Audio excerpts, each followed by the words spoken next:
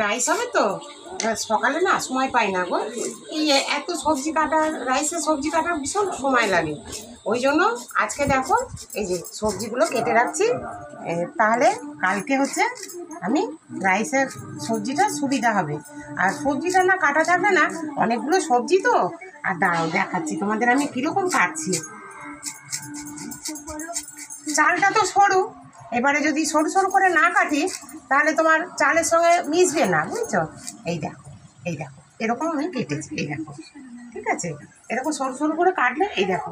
আর এটা একটু একটু লম্বা লম্বা টাইপের কেটেছি, কাজে দেখতে ভালো লাগবে। চালগুলো লম্বা লম্বা তো, ওই জন্য এরকম করে একটু সরু সরু করে কাটলে বেশ খেতেও ভালো লাগে আর দেখতেও ভালো লাগে।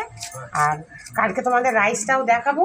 হ্যাঁ, এইখানে সবজি কাটা হয়ে গেলে সবজিটা তোমাদের দেখাচ্ছি। এই দেখো সবজিগুলো, এই দেখো কাটা হয়ে গেছে। এই যে কেমন হয়েছে একটু আমাকে কমেন্ট করে জানিও।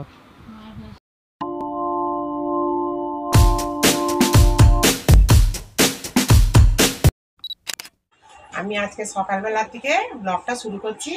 আজকে হচ্ছে রবিবার, আর কালকে তো তোমরা দেখলেই আমি সব রাইসের সব কেটে রেখেছি। আজকে রাইসটা রান্না করছি।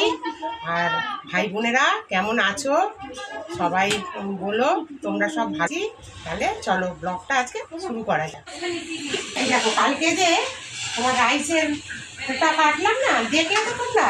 এই যে এইটা রাইসের ভাজা হচ্ছে, আর এটা চিকেন কষা হচ্ছে, ঠিক আছে? আর এই যে এইটা ভাত হচ্ছে। আর ভাতের মধ্যে এই যে কালকে কড়াইশুঁটি দেবো বলেছিলাম, এই যে ভাতের মধ্যে কড়াইশুঁটিগুলো এই দিয়ে দিয়েছি।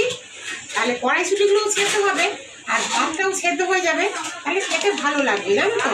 আর ভাজার মধ্যে কড়াইশুঁটিগুলো দিলে তাহলে আর তোমার কড়াইশুঁটিগুলো খালি সেদ্ধ হবে না, মুখে একটু শক্ত শক্ত লাগবে, ঠিক আছে? এই হলো আজকে আমাদের মেনু। আর চাটনি তো হবেই, আমাদের ওদের চাটনি, চাটনি ছাড়া আমাদের ভাত মানে কেউ খাবে না, চাটনি লাগতে চাই, চাটনি হবে।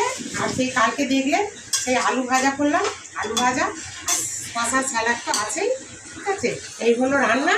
আর রান্নার পরে কেমন রান্না হলো তোমাদেরকে আমি একটু দেখাবো, দেখে তোমরা বলবে কেমন হয়েছে। তোমরা তো খেতে পারবে না, তোমরা ফোনের ওপারে আর আমি ফোনের এপারে, ঠিক আছে?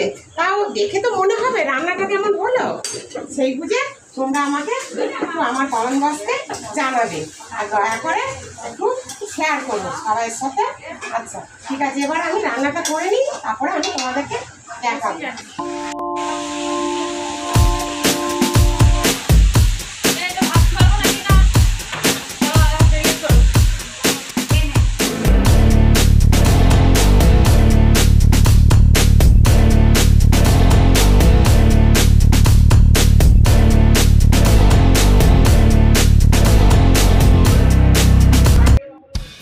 আমি এখান দিয়ে হয়ে যেতে পারবো এখন বাগনান।